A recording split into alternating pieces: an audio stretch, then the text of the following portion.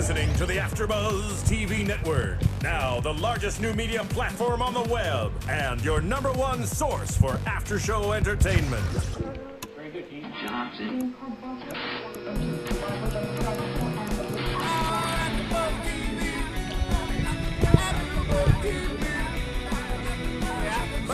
The AFTERBUZZ Studios in Los Angeles, California. Presented by Maria Menounos and Bing.com and streaming live thanks to Akamai Technologies. This is AFTERBUZZ TV's Castle After Show. We'll break down tonight's episode and get you all the latest news and gossip. If you'd like to buzz in on tonight's show, you can buzz us at 424-256-1729. That's 424-256-1729. And now, another post-game wrap-up show for your favorite TV show. It's AFTERBUZZ TV's Castle After Show.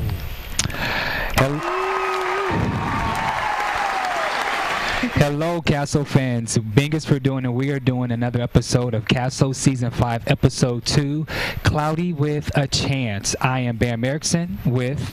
I'm Samantha Laich. And I am Paige Sullivan. So thank you guys for watching. So let's dive right into it. So Laney Parrish was back, played by Tamala Jones, who was our first guest here on AFTERBUZZ TV. So it was really refreshing to have her back. So what did you guys think about, she had a small role this episode, but what did you guys think? She's back and she wasn't in episode 1 of season 5. What did you guys think? I think that she went right back in a place where she should have. She was there doing her job, and she got right into kind of being that girlfriend like she spoke about last week for Beckett, and being like, are you having sex? What's different about you? What's going on? Who are you having sex with, you know? And she warned us last week that's the role that she's going to play, because she can tell girlfriends are that close. You know when something's going on like that. Can you girls tell when your girlfriends... You can tell when something's happening. I mean, it doesn't necessarily have to be sex, but even if they're talking to another guy, you notice when they pick up their phone and there's a smile. So Laney definitely can pick up on things. And it's funny how throughout the whole episode you see that, and Laney just kind of, she's the one who goes right in and calls her out on stuff. So that was fun to have her back, to see her. You know, she's kind of a spitfire on the show, so it was nice. Yeah, and she's really sassy. And I think before they even spoke or even said hello, she's like, wait a minute. Something's different. It's not like hi Paige, hi Paige, and or anything. Just not on a first name basis, or hi Samantha. It was like, wait a minute. What's different? What are you doing differently? What's different? You're glowing. And then by the time they got to the room, the medical examiner room, she was like, aha, I got it. Yeah. You've been having sex. And so the whole guilty conscience between Castle and Beckett, they easily, they automatically assume that Laney's character knows that they're having sex. I think that Castle, he followed that up though so perfectly, because there was that dead air for a little bit. They kind of looked at each other, and then he's like, well, yeah, Beckett, who are you having sex with? He picked up on it really well. The way the angle was, though, when she pointed at them, she went, you were having sex. It almost made it seem like she knew they were having sex, but then they kind of digressed into Beckett, like, who are you sleeping with? But at first I was like, oh wow, she caught on fast. How did she know they were doing that? I don't know, maybe because I see certain girls, like when they do the whole pointing thing, it doesn't mean that, ooh, you two. It's just kind of one of those, I see. So she's probably looking at Beckett, but the way her finger's going, it insinuates that it's actually two people when it's just her. Exactly. So. But it was a breath of fresh air to have her back, and she was so nice last week and gave us like a good insight into what her character is going to be bringing back to the show, and it was good to see her in that role again, because it's kind of, you like to see those characters every week, and when you miss them for a week, you're excited to have them back. So Tamala, we're glad that you're back, and we know that there's going to be more, and we're hoping for some of those other tidbits that you gave us on some of those potential special guests. And so now let's talk about, there was a lot of relationship undertone for this particular episode, and so one being Ryan and Esposito, and so we all know that the two of them had a BFF little breakup, at the end of season 4, and so they've been kind of tiffing and they don't want to work with each other, and so Beckett basically forced them to work together, and they were off and on the whole entire time. So what did you guys think about their relationship? Well, I thought, Esposito was actually just coming back from suspension too, just like Beckett, so they hadn't had to work together in any sort of situation, so it was nice to see that they're forced to work together now. And it's kind of funny because it's kind of like bro code, neither of them is going to apologize. I kind of was thinking they might get into a fist fight, which they did, just not with each other. So I feel like that's how it always ends with guys. There's a fist fight and then they're fine. They're over it. And they got into a fist fight, not with each other, but it still ended everything for them in the long run. But it's funny because I feel like guys are guys, and that's even in the show, same thing. I think that was like almost the biggest part of kind of their relationship in this episode was not really what they were saying to each other, but how you could see they want to fix everything, they want to reconcile, they want to be back to normal, but neither one of them is willing to kind of like toss in the towel. They're like, no, I'm sticking with my beliefs. I think that you're wrong. You think that I'm wrong, and it is what it is. And we're still going to have each other at the end of the day, which we saw at the end of the episode, but just no one wants to fess up to it. What about, okay, so when they went to the basketball players, when they went to go see him, and then when they had to get past the security, and so they got into a fight, and so they got punched out by the basketball player's bodyguard. Richie Blake, the character of Richie Blake, a basketball player, number 17, and so his security basically punched him out, and so now they're at the precinct, and so Ryan and Esposito both have black eyes. Okay, and what I found, which was funny, was a couple hours later, Ryan comes back, and Ryan does not have the black eye. So Esposito immediately calls him out, and he was like, "Wait a minute, you didn't have that. You didn't have a clear eye. Like I was there. You had a black eye. What's going on?" He's like, "You're wearing makeup." And he's like, "No, I'm not wearing makeup." And then of course, and then another phone conversation that he's having with Esposito's having with Castle and Beckett. We actually see him applying the makeup on his eye. I mean, that's something that a guy is going to get talked about for, regardless of if you're fighting with your friend or not, because it's like, whoa, are you covering your black eye up with makeup? Come on now, please tell me that I'm not seeing this. So I don't think it had anything to do with kind of them being in the middle of this. I think he would have called him out no matter what. I think that's what guys do to each other. Girls do it too. They're just not as straightforward about it. We're a little straightforward. We're like, and that's such a clear opportunity to call out your friend when you see your guy putting on makeup after a black eye. It's like, normally guys, they're like, let's roll around in dirt and fight and play football, and they're proud about their bruises, But also remember, they hadn't made up yet. They weren't friends yet. Nope. True. And so he still called him out on it, and so he took a little offense to it, but I thought it was pretty funny, though. I think Ryan always brings a little funny I mean, every time he talks about his wife, or when he was reading the magazine and he's talking about the girly stuff, I think every relationship has that one person who's a little more feminine and one who's more masculine, and even in this relationship between two men, the same dynamics are occurring, and there's one that's just a little more, on the girly side. He's still manly. I mean, he's a detective. He's an officer. I mean, he's allowed to, I guess, digress a little bit into his wife's life, but Esposito is quick to call him back. So would he be more like the pretty boy type, where he cares more about his appearance, obviously, and Esposito is kind of more rugged? Esposito wears the pants in that relationship. That's basically what it comes down to. And then, so let's talk about what happened at the end with how their relationship mended. But yeah, that's what I think was the best part, is just to kind of see. We were shown part of the surveillance video that was shown on a newscast later on to show that they got into the fight with Richie Blake's security, and it was blasted on a local news station. Sports. It was the top sports story. Yeah. So everyone is aware not only that they got their little butts handed to them, but that it was them. You can tell who it is. But for Esposito to kind of turn to Ryan and be like, yo, you punched him for me? Like, that was great, right? No, or was it vice versa? He said, wait, you took a punch for me. Or he took that's right. And then, because Ryan, Ryan was like, well, that's what friends do. And so then neither one of them apologized. It was, okay, well, let's go get a beer, but definitely let's not go to a sports bar. And that's their way of making up. So there was no, I mean, that's just what men do. Like, we don't apologize, we don't say sorry. He was like, that's what friends do. And he was like, basically, oh, and so let's have beer. And that's it. You girls would be like, oh, girl, I'm so sorry. We don't do that. We don't do that, yeah. I think it's a case also of, you can say whatever you want about your best friend and be mean to them or not have the best relationship, but the minute somebody else says something about them, you're the first to be like, don't you say that.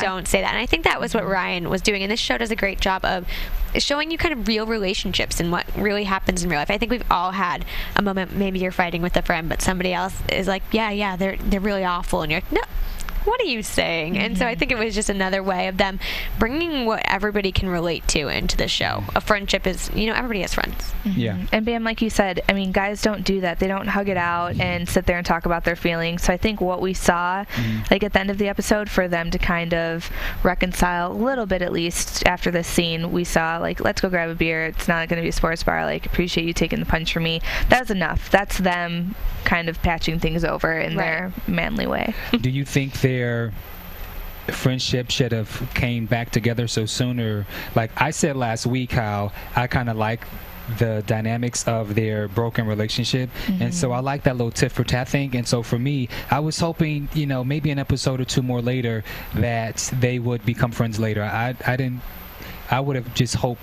just for the sake of something different, I would have liked for them to not make up so quickly. I mean, I don't think that their relationship is completely mended. I think that it's more of like their partnership, like it was working together, that they definitely are starting to get on better terms working together, because he did take punch. He's like, that's what partners do.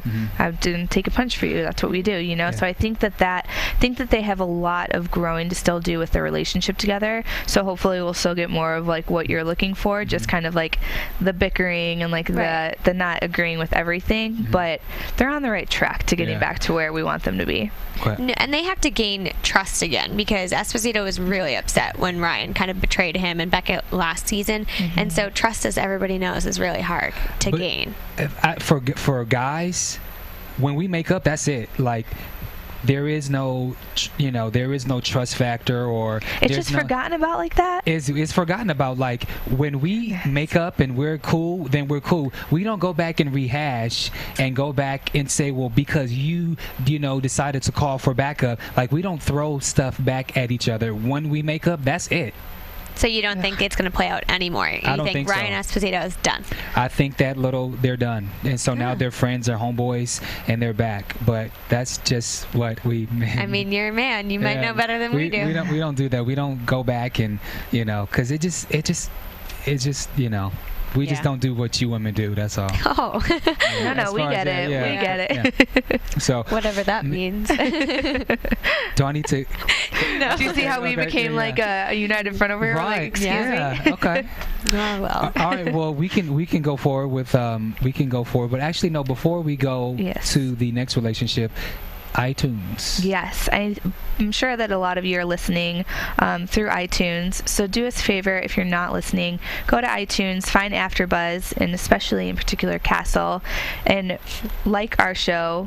You can subscribe, comment, tell us what you think, tell a friend. Like, you liking our podcast keeps the lights on here. We keep getting to bring you more free content, which is what we want to do. So subscribe, tell a friend, spread the word.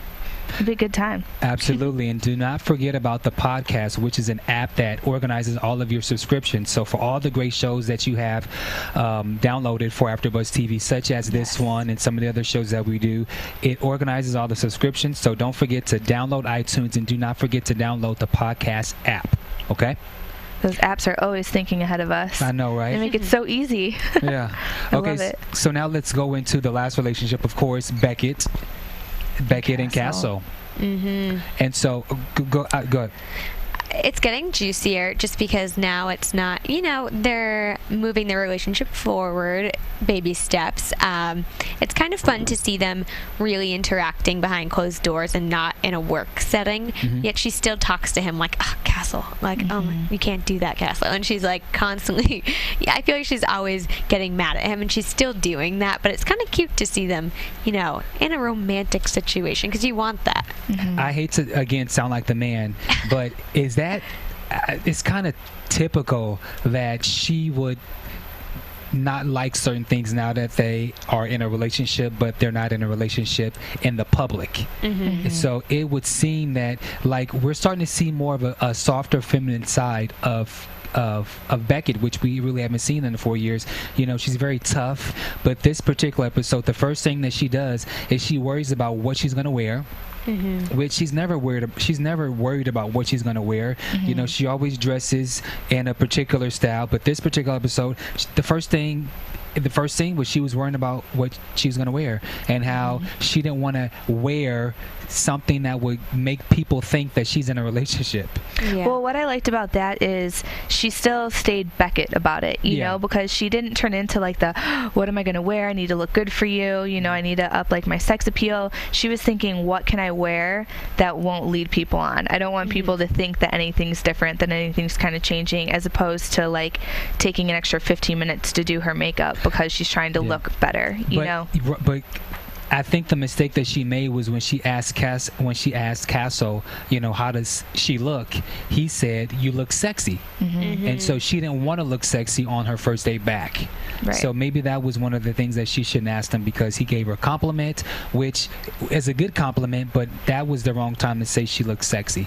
I think it's like the first day back at school. You want to look good. She wanted to impress, the captain and be ready for her first day back on the job. I mean, it's a big deal for her. And Castle, Castle's always the same, and he's always going to say things like that to her. And especially if a guy's into you, he's going to tell you look good in whatever you're wearing. So for Beckett, she should probably just not ask him anymore for his opinion. Okay, and so they decide that, again, in public, they're single. In private, they're in a relationship. And so now we get to see the dynamics of their relationship. And she's always like, be normal, be normal, be normal, be normal. And so when they get to the crime scene, the first thing he does that he forgets that he has not done since season 1 is he always brings Beckett coffee. And he was like, well, you had coffee this morning. And so again, he kind of broke the normal rule. And he kind of even mentions like, no one's gonna notice, I forgot your coffee today. The first thing that Esposito says, what, no coffee? It's just more of like a ritual thing, It's the little things that people are noticing about the two of them. I think everybody has their quirks, and when those things change, things that have been constant for a while, people are catching on. And Beckett and Castle are trying really hard not to let people on to what they're doing. And I think there's always been tension between them, sexual tension between them. So people know that, and they already know that exists, and they play at it all the time. But now the little things they say that didn't used to bother Castle and Beckett are gonna bother them now, because now they're thinking they probably know what's going on. I love that you said that. This sexual tension, regardless if they want to be together or not, they've always had that, and that's what you love about their relationship, is you've always been able to pick up on that sexual chemistry that they've had. So the thing that they're gonna have to figure out is whether or not they're either gonna want to do this or they're not, because we saw the jealousy kind of come out today when Castle got asked to go on a date with the other newscaster. What was her name? Her name was Christine. Christine, right. So like immediately Beckett got jealous, which this is going to happen. Now they're kind of claiming like we're together but not in public, but there's still rules because we're together. So they're going to have to figure out, like, especially after what they've learned from the crime today, whether or not a relationship can make it if it's under wraps, in the work area. If it has to be kept a secret, can it really survive everything, They're going to need to figure out whether or not they even want to go down that road. If they don't want to go down that road, stop now. Don't ruin the relationship that you guys have. You know that the sexual chemistry is already there. It's been there from the start. You need to either walk away from it, or you need to go down that road and then get what you get. But it's hard either way. It's hard to stop. because you can't stop it. You can't stop it because they just started having sex. Is really good, and who wants to stop having good sex? Exactly. I mean, Castle's not going to want to stop it, and he even says he's just not going to try and stop it. And he's technically not a coworker. So, I mean, they're constantly hinting through the whole episode about why they can't be together. And there's constantly people who have no idea who Castle and Beckett are saying things in regards to sleeping with a coworker or having a relationship with a coworker. And it's a funny thing throughout the whole show that they're constantly hinting at it, and nobody really knows what's happening, but to them it's amplified. And so the whole time you're wondering if this is, I honestly thought at the end of the episode Beckett was going to be like, we can't do this, especially after the entertainment reporter kind of threw herself at Castle literally on the couch and she saw it. I mean, if you were already questioning whether or not you should be doing it and I saw that, I'd probably be done. What was also interesting is you really saw Beckett displaying more her jealous side, but it was a situation, it was a date, and then so he agreed to go on the date because in public they're not together. Then they're doing the interview, and Kristina's totally hitting on him doing a live interview, which is kind of weird.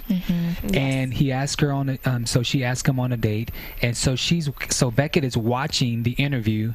And she's talking to herself, you better say no, you better say no, you better say no, and then he accepts. And so she's a little ticked off about that, but then Castle kind of explains. But what made it really funny was Castle truly was not trying to give her any attention. When it was time for the date, he didn't really want to go. And Beckett was like, you should go, you should go, you should go. She's really saying, no, stay your butt here. But I mean, do you agree or disagree? That's complete typical girl talk right there. She's saying go because she gets why he accepted the date, because he was like, I don't really want to go on a date with her. If I'm going on a date with someone else, this is getting the attention away from us. No one's going to think anything's going on if I'm the single man going on a date, like just accepting a date that I got asked on, So by him doing that, it was kind of him dodging the bullet from anyone else. But then she's seeing it as, well, you shouldn't even want to do that to try to hide anything. Let's just hide it on our own. You shouldn't have to go on a date for her or with her to hide anything, because then she still sees that, because we're females and we're a little crazy, she sees that as him out on a date with another girl. I didn't say that. Okay. I said it. I second that motion. I think every girl is there crazy. You have it. Okay. So AfterBuzz Nation, I really would. Paige and Samantha said it, not Bamm. Okay. That was a confession right there. Yeah, everybody's got a little crazy in them, especially women, but it's just funny to see that she really was super jealous. And if I was on live air and somebody asked me out, how hard is that to say no when you just confessed to being single? I mean, he was stuck in a really tight position, and I think Beckett knew that, but she was just really hoping that he took the right road in her eyes, and he didn't, and it didn't work out so well for him. I think that his intention was to have a simple date, and of course she had a totally hidden agenda, and so she shows up to the house and she's totally hitting on him. He's totally running around and trying to avoid her, and she pins him up against that refrigerator. She grabs onto his butt and then his phone happens to be in his back pocket, and it naturally just so happens to dial Beckett's number. Of course it does. She doesn't hear, the sexual noise. She didn't hear that. She heard the bowl break, and she heard him screaming. So she thinks that something is wrong with him. So she wanted to go over to make sure that he was okay. Now, do you think that Beckett, from the start, when she heard all of this happening through the phone call, do you think that she thought that he was in danger because of the crime, or just in general? In general, I think. I think in general. Yeah, I mean, when you hear those kind of noises, even when you're walking by something and you hear, screaming or something, you're on alert. And if it's somebody you care about, you're going to go running. And obviously she cares about him, and they've just entered into a new relationship. I think she thought something serious was happening to him. So I think that's why when she saw what she saw, she was even more upset. Because when you're really upset and worried about somebody and you find out they're doing something you're not so happy about, I think that's a whole wave of emotions that Beckett wasn't expecting to have with Castle. Yeah, she had every right to be pissed. Very. Because she's thinking something is wrong with her boyfriend. I think that she wishes that she would have walked in and he would have actually been fighting someone off that broke into his apartment or something like that, as opposed to walking in and then seeing a chick laying on top of him. In a bikini. Yeah.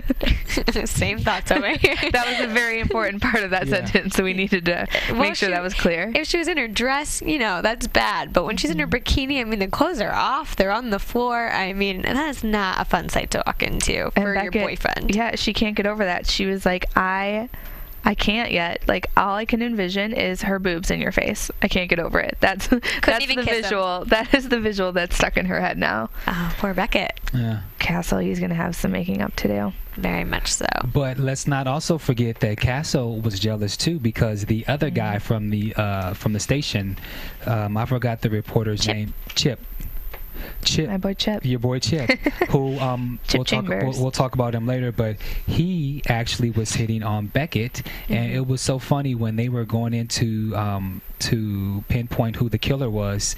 Everyone is like on pins and needles when they see Castle and Beckett, and then your boy Chip walks by and he was like, call me, and Beckett had just already said, just because someone asks you on a date or calls you doesn't mean that you're supposed to say yes. And then she referenced to your friend Chip, who actually called her and asked her on a date, but Beckett said no.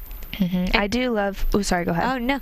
I think it's one of those things. They had to define their relationship. You know what I mean? Yeah, you want to pretend you're single, but don't actually be single. And I think sometimes you have to spell it out to a guy, and I think Beckett took it upon herself to spell it out to Castle and say, you can say all you want you're going to go on dates with these people and say you're single and act single, but don't be single. You can't actually go on the date with them, because then not only are you leading me on, Beckett, as your girlfriend or whatever they are, he's leading whoever else he's out with. But like you said, he was on national TV. What was he supposed to say? But I do think that they need to clarify their relationship and their rules. I think that they just kind of said, okay, this is what we're going to do, and they didn't really think about the pros and cons of they're both working together. They're in public, they're single. In private, they're in a relationship. That's a lot you have to really grasp and stomach. And I don't really think they thought about the pros and cons of how this can work. I mean, and it's got to be hard for them, too, because they've always been themselves around each other. They've always just been Castle and Beckett. So now that they're in their personal life, they're continuing to be Castle and Beckett, which is on the level that they're at now. They have to be the old Castle and Beckett when they're on the job. So it's got to be difficult for them to juggle it. But I really do love how this episode touched upon the jealousy, like how it showed a little bit from each side, because females, we can get portrayed as the jealous types in almost every situation, which again, like I've said, is probably true most of the time.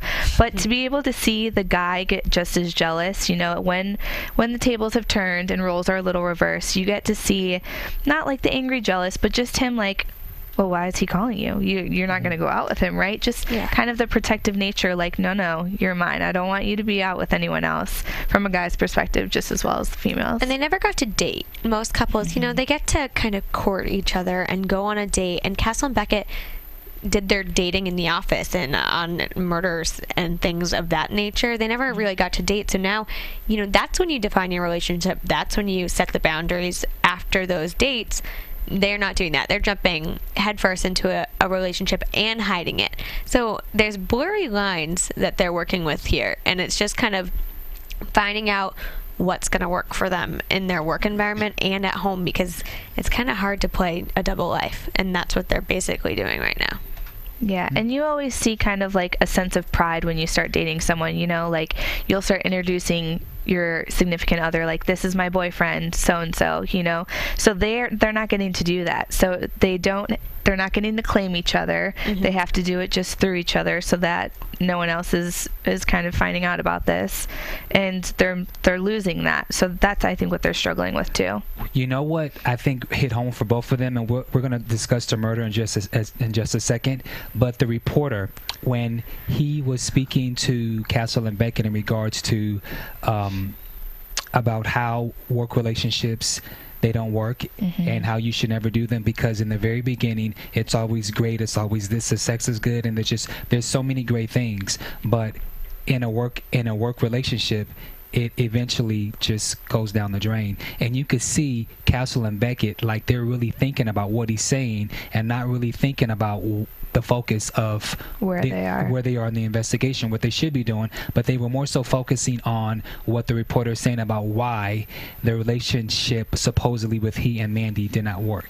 Yeah, they didn't take that for what he was saying for his relationship. They immediately digested that and was like, this is going to happen to us. This is what we're headed for. Yeah. Which obviously got them nervous. And it played out through the whole episode, constant little hints that this isn't going to work, this isn't going to work, this isn't going to work. And at the end, I mean, they kind of chose what they want. They want it to work. So they're willing. Castle said, I'm willing to go down this road and not be able to be coworkers. And I mean, yeah, that would be sad, but Castle, he writes books, he writes comics. He's not a detective. So worst comes to worst, I mean, Castle's still making money and he can walk away from it. It's more important to Beckett to have this job. Yeah. Well, speaking of new stuff, let's talk about the new TV fall lineup. And so with the fall here, we have a lot of great shows here on AfterBuzz TV with the fall, and there's been a lot of premieres so far. We have Castle, we have Vegas, Scandal, Homeland. There's so many other shows. What other shows are you guys recapping? I'm still on Married to Jonas. It wasn't a fall show. We're in the last couple episodes and stuff, but definitely check it out. Okay. Yeah, no, and I'll be working with Heart of Dixie and Beauty and the Beast. And Beauty and the Beast is the first. Heart of Dixie. Heart of Dixie.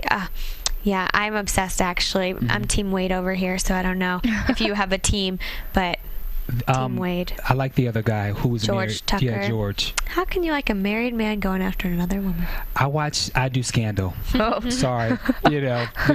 Lots of shows with juicy gossip on them right now. There's a lot of great shows on the new fall lineup here on AfterBuzz TV, so you guys make sure that you go to our website at www.afterbuzztv.com, and there are a lot of great shows that you can watch for the new TV fall lineup. All right?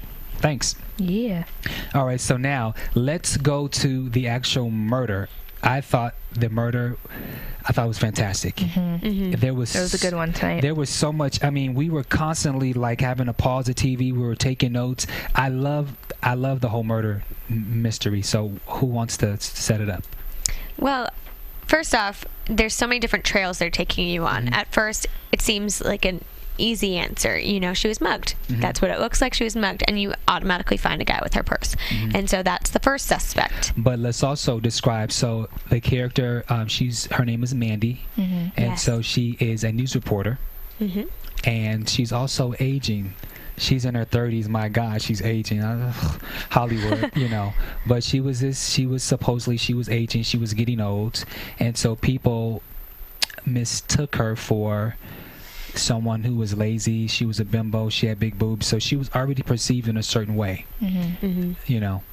Prior to anything happening, there was Castle even hinted at it. Oh, I love watching her on. And then he stops himself. He's like, she's got great newscasts. She's really great at the weather report. But he totally wanted to allude to the fact that she's hot and she's got big boobs and everything that it's easy to envy and easy to say this is why she has that job, and that's the first reason you think maybe she was killed. Somebody's jealous of what she is or who she is. And that's where it went, the transition. It was from she got mugged to, okay, who was she fighting with at the workplace? Who's jealous of her?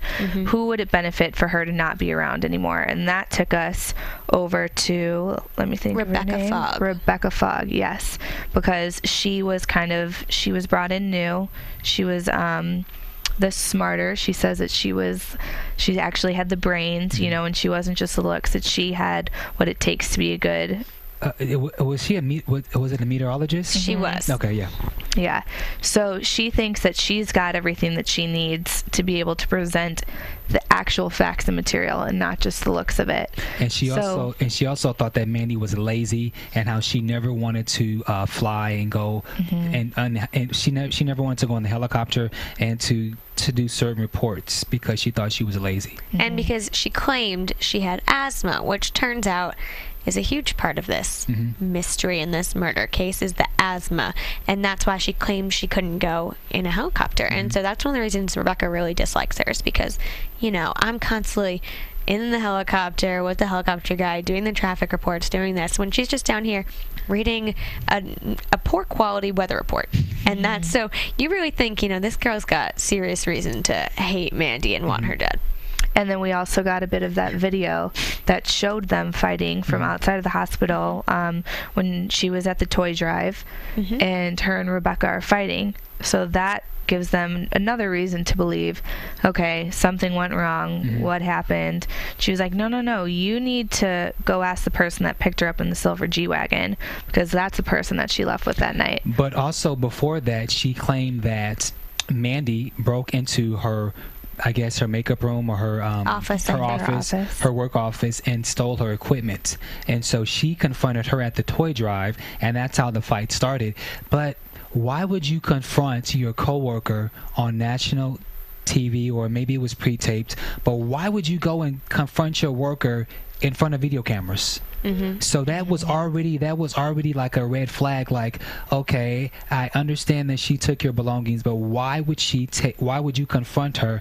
That's just like if the three of us, we had some type of issue, and I decided while we're live on AfterBuzz TV that I want to say, you stole my notes, or who does that? And then kill you an hour later. I mean, if you want an alibi, that's not a good one. And so, I mean, that's kind of when the trail kind of gets off Rebecca, and she hints at, I left, I got in a cab, I went home, she got in a G-Wagon, a silver G-Wagon, which turns out to be the basketball player's G-Wagon. So that's just on to the next suspect. I feel like there was so many suspects. Just really quickly about the basketball player. With Tamala speaking in regards to how there's a possibility that Dwight Howard may come on and play her love interest, I mean, could they have gotten a real basketball player? They should have.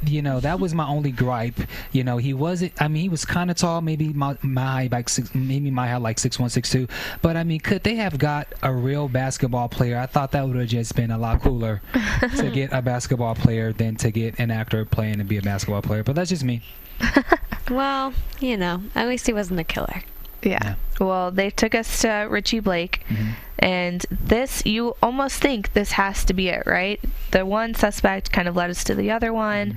It makes it like they're in a relationship, that he doesn't want their relationship to come out, because we come to find out that he's married, and that in their prenup that says you cannot cheat, he would probably lose everything.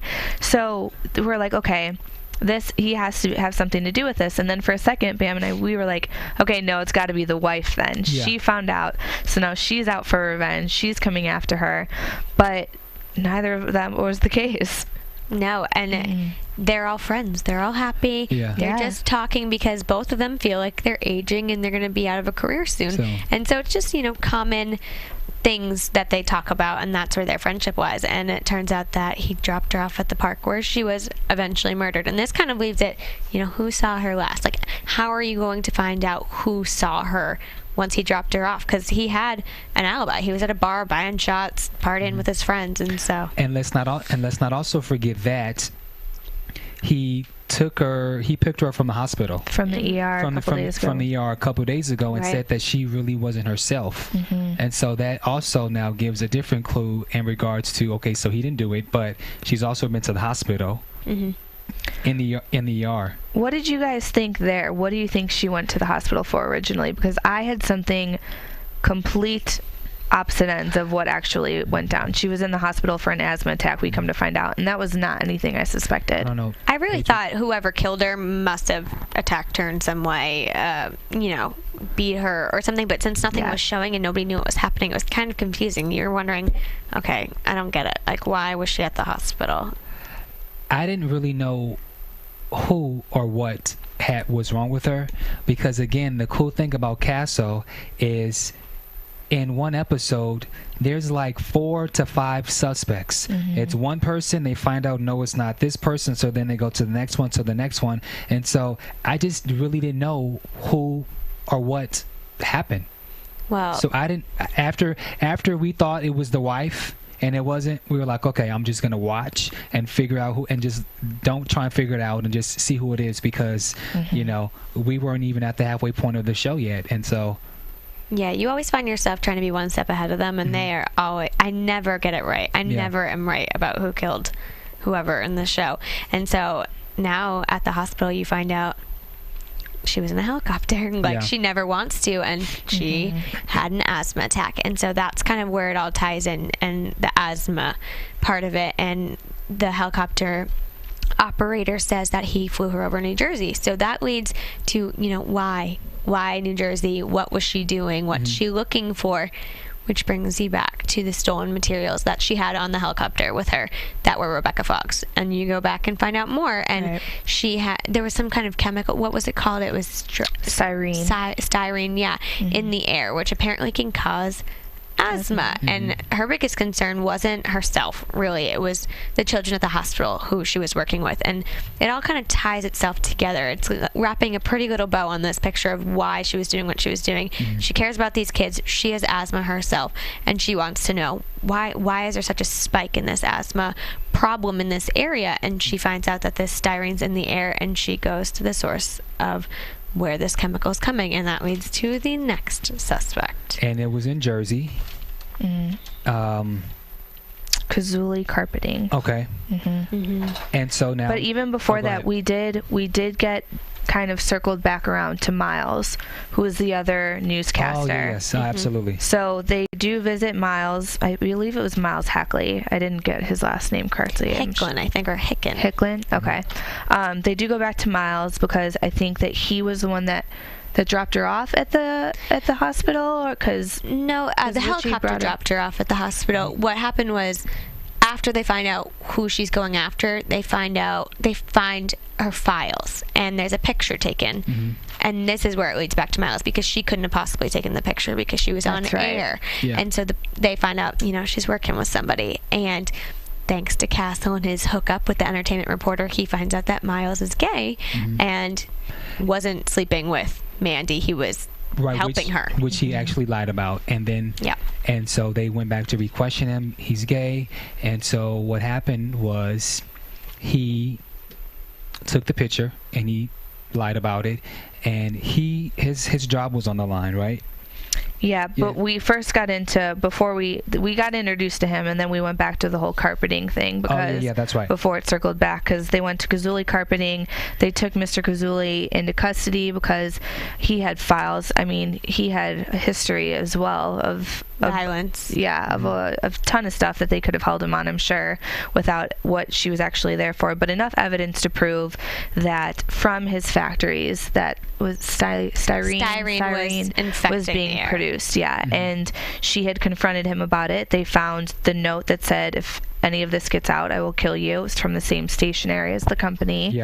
So that kind of put it all together, that she did get threatened by someone there, and that this seems like it could be it. This is where it took us to.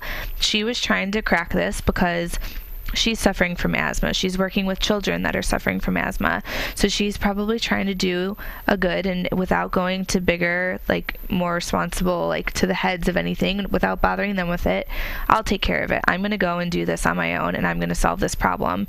But she gets into a little bit more trouble than that. And I love the way that Beckett and Castle, because Mr. Kazuli, he's like, I've watched enough CSI. I know that I don't need to talk until my lawyers are present, so I'm going to wait this one out.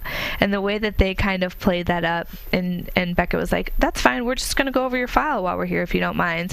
And Castle plays right along with it, and they go over all of the evidence. Everything. Yes, absolutely. Yeah, in the file to show, this is why we have you here, and this is why we think that you murdered Mandy.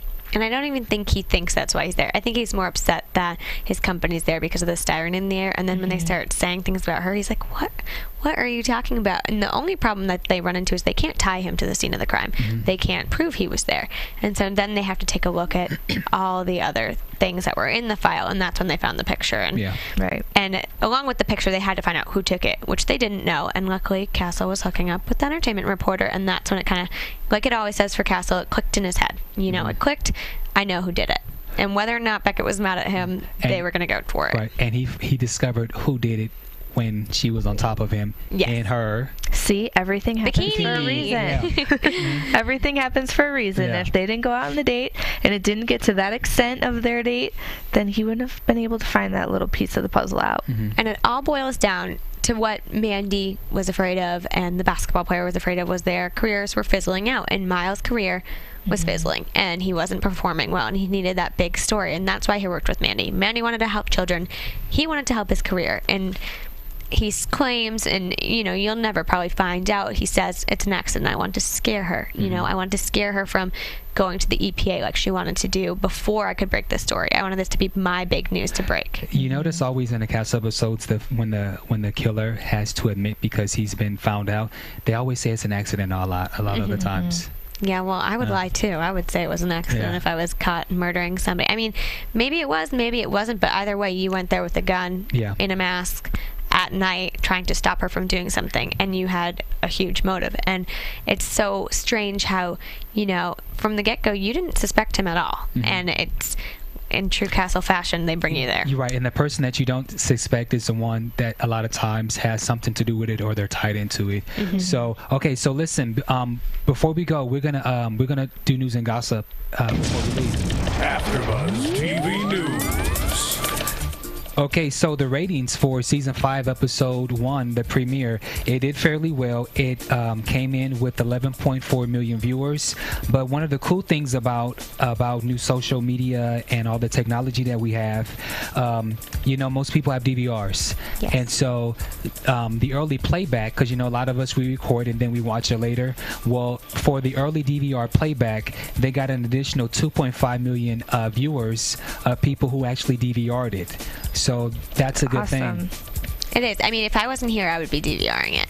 Well, mine's DVR'd, and then I watch it again, And so 11.4 million viewers initially, and then they have additional 2.5. So I think that's pretty good. I think it's on a great road. Although they did say that it was down 22% in demo from last season's season premiere, but 11.4 million viewers, I think that's terrific. I don't think they're in any danger of anything. So I think 11.4 million viewers is great. What do you guys think? I agree. They have loyal followers. And if you're on social media, if you're on Twitter and you're following any of the Castle cast or crew or the fan sites, they're loyal and they're going to keep watching. I think it's just hard, fall premieres. There's the Revolution show. It's the premiere of this show. Nobody's seen this show. So, you're more likely to DVR the show you love and you're going to want to watch and then watch the new show. So I don't think this is a telltale sign of anything significant for Castle.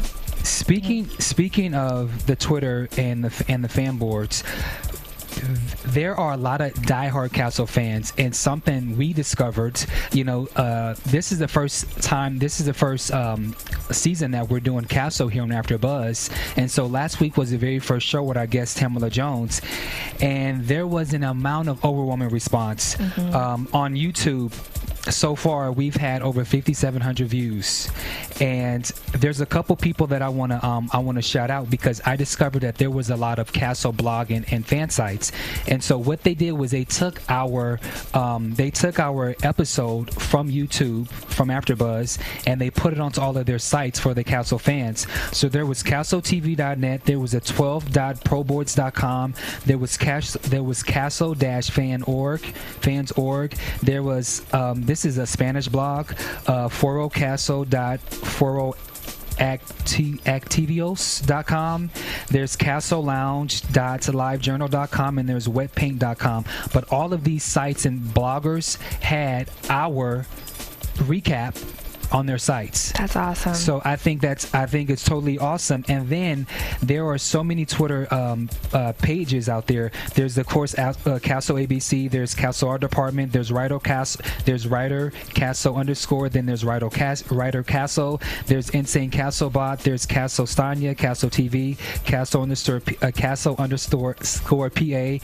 Castle Wet Paint. Spoiler TV. Castle TVF. Castle Tweets. Castle Fans. And there's Castle Spoiler. So all of these Twitter fan pages were also retweeting some of the tweets that we had in regards to Tamala Jones. So we personally just want to thank you guys for helping us get so many hits. And in addition to that, for iTunes, we peaked at number 8 and currently we are number 10. So for our first show, for us to have so many hits and for us to be in the top 10 for iTunes, I think is absolutely amazing. And one of the things that we do ask that you do on iTunes, can you please rate, comment, and subscribe, and please tell a friend, because no one has left any comments and no one has rated yet. We are still in the top 10. Yeah, we want to hear what you guys have to say. Exactly. Yeah, so please let us know what you think. Definitely. Okay? Agreed. All right, so that's it for Castle Season 5, Episode 2. So let's tell everybody where we can be found. Yeah. You can follow me, Paige Sullivan, at Paige Sull, and that's Paige with an I in it, for everybody who doesn't know that. You guys can follow me on Twitter at Samantha_Laich, Laich. And I do have to give a shout out to my buddy Chris Elwood. Yes. He was on tonight's episode as Chip. Yeah, he was Chip Chambers. He was on the show tonight. He's going to be joining us in the studio next season or next week. Yeah. For the show for our special guest segment. So make sure to tune in and you'll catch our interview with him. And I'm Bamm Ericsen, and damn it, I forgot about the predictions. I do that all the time. Do you guys have any quick predictions for next week? More Castle Beckett relationship drama. Definitely. I think you're just going to see it. More lies twisting into each other. They're going to get caught up somewhere. Somebody's going to find out. Okay. Yeah. I think Laney will be the first one to find out. No doubt. I agree. And I do hope that Laney and Esposito get back together. Yes. So, later on, not yet. but not next week. But yeah, my predictions, I agree with you. More of their relationship, and Who knows? We'll have to watch and see. Yeah. All right, and so make sure you guys continue to watch us here on AfterBuzz TV at www.afterbuzztv.com. Don't forget the TV new fall lineup. There's a lot of great shows, but Castle, iTunes, download, rate, comment, and subscribe. All right. From Bing.com, executive producers Maria Menounos, Kevin Undergaro, Phil Svitek, and the entire AfterBuzz TV staff, we would like to thank you for listening to the AfterBuzz TV network. To watch or listen to other after shows and post comments or questions, be sure to visit AfterBuzzTV.com. I'm Sir Richard Wentworth, and this has been a presentation of AfterBuzz TV. Buzz you later. The views expressed herein are those of the hosts only and do not necessarily reflect the views of AfterBuzz TV or its owners or principals.